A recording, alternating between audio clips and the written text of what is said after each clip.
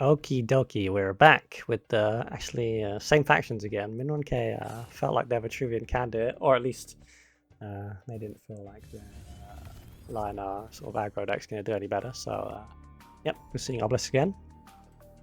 I'm a little surprised. I think that this Vitruvian deck that Min1k has is sort of the...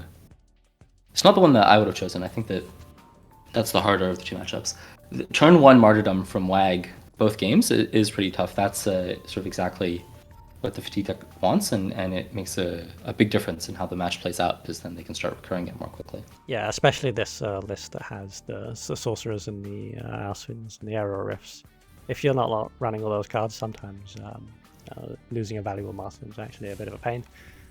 But when you're running so much recycling, it's just easy to deal with this 0-6 before it starts getting any value. You just get an even traded 2 mana for a 2 mana. Yeah, like you say, you set up this spell in your action history so you can start recurring it. Yeah. And then Min1k not punching the Mystic surprises me a little bit. And I think that your health is completely immaterial when you're playing against the Fatigue deck, because they're just gonna martyrdom, something that has 6 or 7 health, right? So they're gonna fully heal you on demand, and they have no burst. So I think that Min1k, I don't know if they like misclicked or something, not attacking that Mystic, but I think probably they meant to. You see, this is really bad, right? It's like now, it's making a big difference on how Min1k is able to establish a board. Yeah, it's just a small error, but yeah, it's having a bit of a snowball effect. Though I guess there's no reason to not attack the 0-6. I guess there's no reason to either. It's just one of those things. The reason not to is that in principle you can circle Life It twice this way, and so in like a very late game situation, that can give you some extra heals. Yeah, it's one of those things that now there's just like a space on the board that can't be occupied, and like most of the time, like aside from that circle of life thing, you're sort of almost gambling whether it will go in your favor or their favor. But yeah, the circle of life is actually definitely a relevant consideration there. Could because your opponent, like, sometimes you just against this Fatigue deck, you can like end the game without casting any monsters. And then you cast a minion, and oh god, no, it died and I healed them 5. Whoops. Yeah, and here we saw what a big difference that Mystic made. That's the difference between that Portal Guardian being cleared and not. Yeah. Right? That's massive.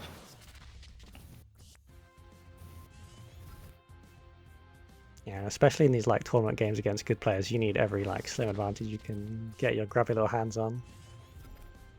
Yeah, in the first match, Min1k had a really strong start against WAG and was very, very close to winning. Just needed to top deck that one siphon. But here, it's much worse for Min1k. They don't have very much going, and I'm surprised if they're putting the Fireblaze Obelisk as far away, because again, I think WAG can more or less just run away from this.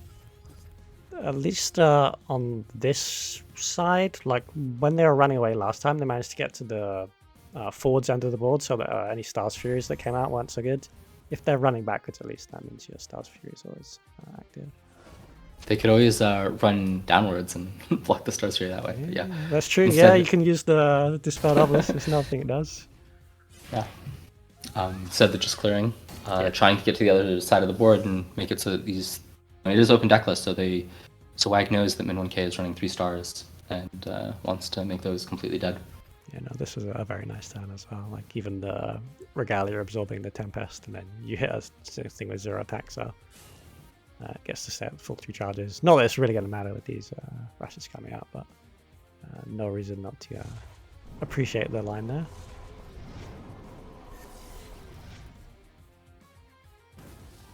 And here, I think Min1k is choosing to preserve this hand of Rasha's Dunecaster, Mirage Master, because those cards go very well together, and otherwise it's going to be quite hard to get value out of a Mirage Master in this matchup. Yeah, and they're going to be on 8 mana next turn, so maybe even they're hoping that this Regalia gets played, because Yep, that makes the rushes have value and makes a pretty sweet turn. This is pretty good, right? Because this is, yeah, I mean, 8 out of hand. Wag not body blocking, so this is going to be 10, so putting Wag to 5 is very good. Especially with that board.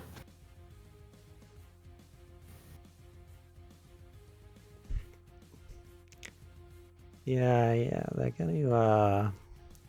I guess you do it, like, your other plays aren't particularly good. So you have to be slightly concerned about the crackback, but it's not going to kill you. Just wonder, like, if there's a good follow-up the next turn to, like, then try and kill them, because you're kind of using everything you have on that play. Because, yeah, your rush minions are going to be cleared, and this second Mirage Master is probably not going to be too useful. Yeah, yeah, the Mirage Masters definitely are not going to be great in this match, but I don't think you have to really worry about the crackback that much. I mean, against this fatigue deck, like, they really have very little out-of-hand damage, and I think you lose out a lot more when you spend your resources, you know, trying to deal with their board instead of just going phased, right? Because if you give them time, yeah, they're you know, you can't outlate game them.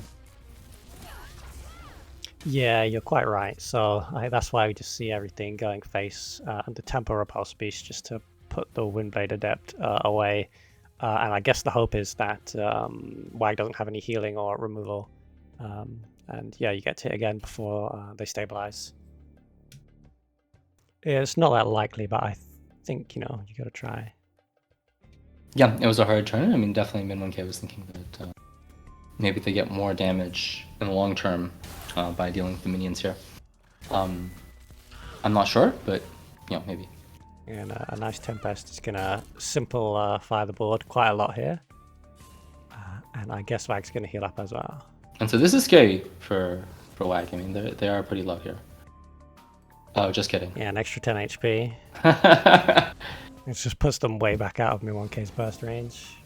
Yeah, the Raccoon deck is definitely quite limited in how much damage they can do out of hand. I was wondering if they were going to use the Sorcerer or the Lawmaster, but yeah, they just went for the biggest burst heal they had for maximum safety.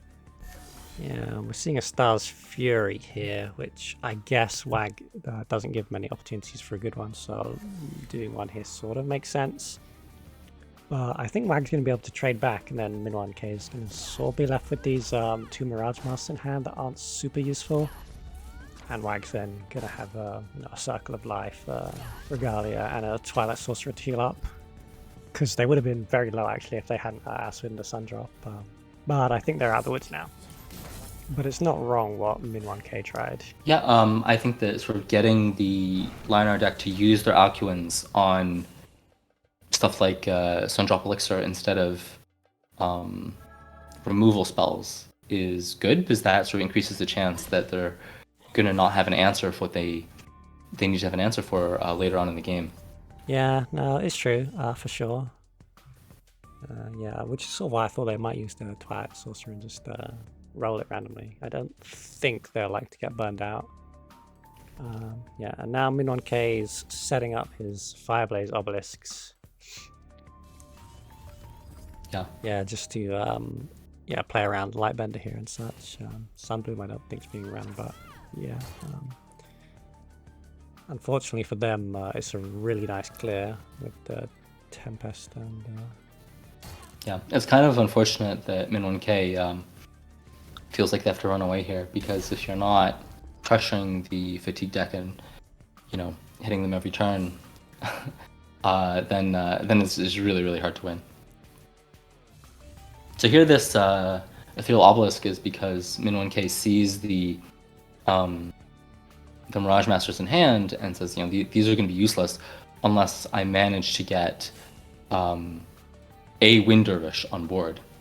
So I think that's sort of the reasoning here. Yeah, they've kind of been useless, but they've not been replaced away, and when they had an opportunity last turn to copy the Fireblaze, yeah, they didn't take it, they just played 2.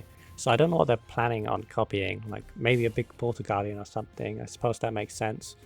Or yeah, they have drawn another Dune Caster so they can copy a 4/4 Rush, which isn't bad. And while they could try and copy a 4-4 Windowless, it sort of feels like their barrage of aggression has failed. And yeah, now they're going to need something bigger. This is actually some tricky positioning for Min1k, because they would like to play their Portal Guardian out of range of everything, but they also want to play around Lightbender. And with that Wind Dervish movement, they actually made it so that that was not possible. Yeah, this kind of sucks because they played their Portal Guardian where it could be hit by the Twilight Sorcerer. And yeah, like if they were planning on copying a big Portal Guardian, it's just not the way to do it. Yeah. I mean, one thing about this matchup is that sort of neither player, you get to a point in the game where neither player is under any time pressure, and so you can play that Portal Guardian in the corner and just pass the turn forever, having your Obelisk give it +1 attack every turn, and be like, hey, you got to deal with this at some point. And that can make sense. I think that that's not the line we're seeing here, because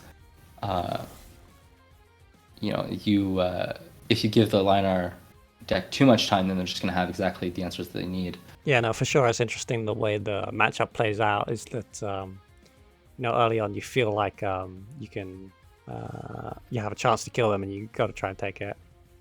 But then, at some point you've missed that window. Yeah, it's and yeah, now you have to just figure out what sort of 6 cards, or what the remaining cards in your deck, like how can you cobble together a game plan to deal with I mean, I feel like back up to 25 HP and a 0 in hand. So yeah, that's a lot you have to plan to deal with.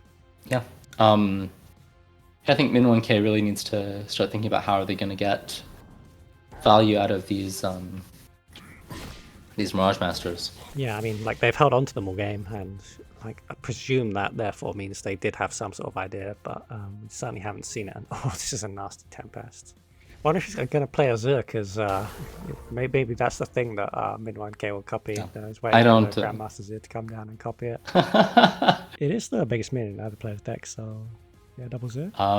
Yeah, I don't know if WAG actually cares that much about the opponent copying Azurs. I mean, yeah, it just is sort of the biggest thing, and yeah, like if you have Mastered Him, it's a bit annoying, even if you have Mastered Him, Mouser, and Mastered Him. I mean, WAG's like fine, so yeah, it's rough. Yeah, it really doesn't matter. Yeah, this is another one where it's like, it's hard to imagine how Min1k could ever win this.